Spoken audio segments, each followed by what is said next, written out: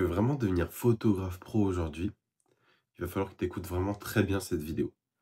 Parce que faut que tu sois conscient que le monde a changé et est en train de changer et que le monde de la photo aussi. Le monde de la photo, il change tous les jours, il évolue avec toutes les nouvelles technologies, les réseaux sociaux.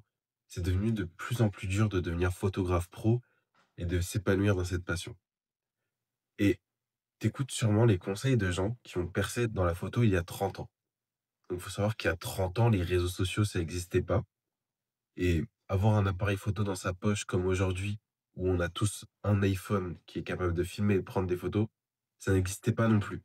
Donc en fait, à l'époque, un photographe pro était déjà spécial juste parce qu'il savait prendre des photos et qu'il avait un appareil photo. Aujourd'hui, c'est plus le cas. Donc aujourd'hui, on va vraiment voir ce qu'il te faut comme outil et comme arme pour réussir à devenir photographe pro au 21e siècle.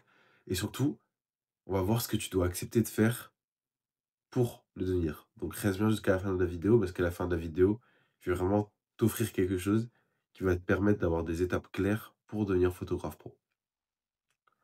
Donc avant, comme je viens de te le dire, pour être photographe pro, il suffisait d'être bon techniquement, d'avoir un bon appareil photo et de savoir prendre des jolies photos bien composées.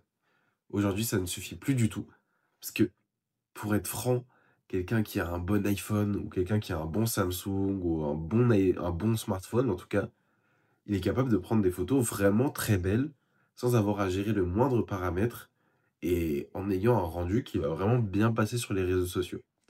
Donc, en partant de ce postulat-là, tu vois bien que par rapport à il y a 30 ans, où du coup il suffisait d'avoir un bon appareil photo, peut-être un studio où tu pouvais prendre des photos, aujourd'hui c'est plus du tout ça qui va faire la différence.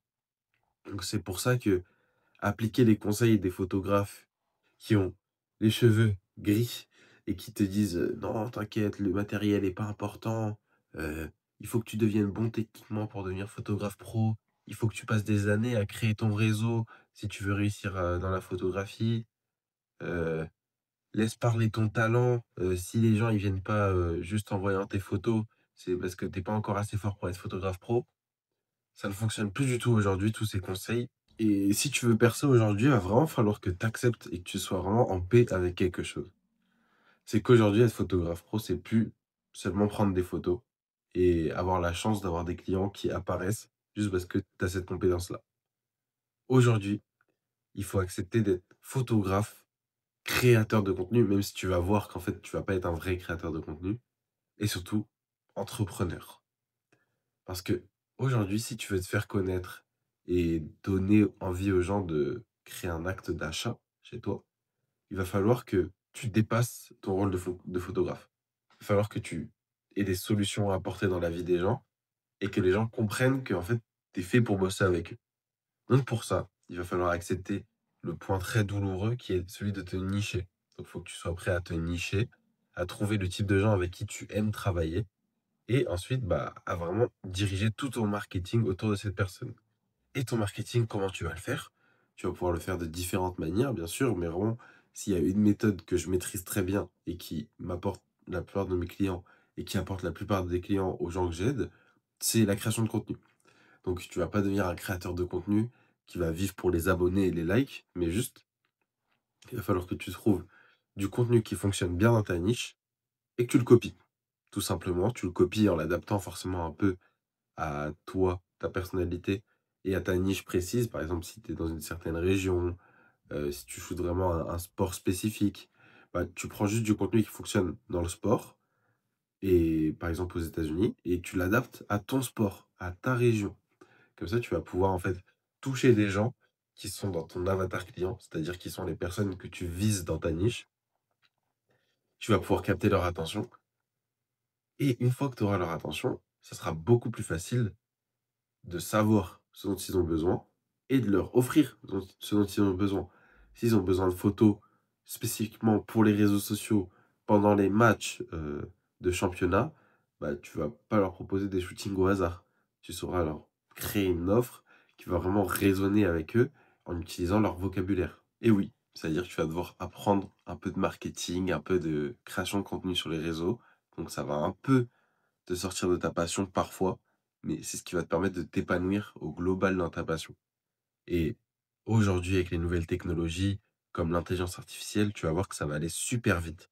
Donc oui, tu dois t'adapter à ton temps, mais ton temps t'apporte aussi des outils qui vont te permettre d'aller beaucoup plus vite. Donc au final, est-ce qu'on n'est pas mieux servi que les photographes il y a 30 ans? Je sais pas. Donc vraiment, il va falloir que tu comprennes et que tu acceptes qu'il y a tout un écosystème à gérer autour de ton boîtier. Donc là, je vais te lister vraiment 4 points super importants dans cet écosystème, mais il faut savoir qu'il y en a plus et que ça va prendre du temps à mettre en place, mais une fois que ça sera mis en place, tout va rouler. Donc le premier, ça va être ton image personnelle. En fait, il faut que toi, ton image personnelle, ce que tu renvoies en tant qu'humain, ça soit cohérent avec ta niche. Du coup, il faut que tu sois en capacité de mettre en avant ta personnalité auprès des clients, qu'on sache qui tu es sur ton Instagram, qu'on voit ta tête, par exemple, sur la photo de profil, dans certaines stories à la une, et cetera. Parce que les gens, ils veulent plus bosser avec un appareil photo, ils veulent bosser avec un humain, avec un photographe qui a une personnalité et qui est cohérent avec sa niche. Ensuite, ce que tu vas devoir mettre en place avec le plus de fluidité possible, ça va être le process client.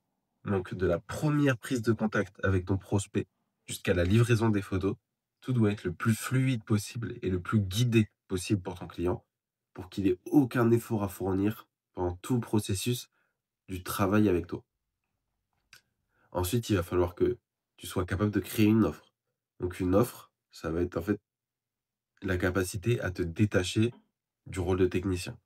C'est-à-dire qu'un technicien photographe, comme il y a 30 ans, va dire, bon bah, on fait une séance portrait, donc ça va durer 1 heure et tu auras 10 photos retouchées, le tout pour tant d'euros. Et toi, en fait, il va falloir que tu sois capable de comprendre ton avatar client, et du coup, de lui dire: «Bon, bah, écoute, par exemple, vous êtes un club de handball, donc vous voyez que sur vos réseaux sociaux, vous avez pas assez de visibilité par rapport à ce que vous aimeriez.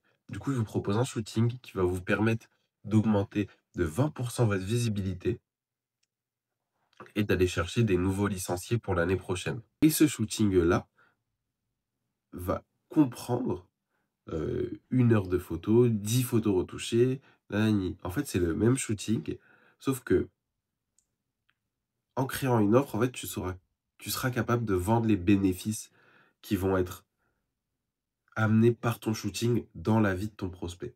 Et enfin, il va falloir gérer ton organisation. Donc tout ce que je viens de te dire, il faut que tu sois capable de te gérer comme un pro, sans faire des nuits blanches tous les jours, sans aller, te tuer la santé ou quoi, parce qu'on voit beaucoup de créatifs qui n'arrivent pas à s'organiser et qui du coup, bah, se tuent la santé à essayer de toujours tourner au Red Bull, et cetera. Alors qu'au final, si tu es capable de vraiment bien t'organiser, il y aura aucun souci de ce côté-là. Et le plus important, et ce que tu dois vraiment retenir de cette vidéo, c'est qu'aujourd'hui, tu vas devoir accepter que, certes, tu es un artiste ou une artiste, mais être photographe pro, être vidéaste pro aujourd'hui, c'est vraiment un métier 360 qui va te demander un peu plus de compétences que tes compétences d'artiste et tes compétences de technicien. Et d'ailleurs, je t'avais pas menti au début de la vidéo, je t'ai prévu un petit cadeau pour la fin de cette vidéo. En gros, si jamais tu veux découvrir la méthode qui m'a permis de devenir photographe pro et qui permet à tous mes élèves d'aller chercher des revenus avec la photographie en moins de 6 mois, tu as juste à cliquer sur le premier lien dans la description. En gros, il y a une petite vidéo gratuite où je t'explique ma méthode point par point qui va te permettre à toi aussi de devenir photographe pro dans les prochains mois. Alors si tu veux la découvrir, premier lien dans la description, tu cliques et régale-toi, c'est gratuit. Et si jamais tu veux d'autres vidéos comme ça pour t'aider à t'épanouir dans cette passion, n'hésite pas à liker, à t'abonner. Et sur ce, on se dit à la prochaine.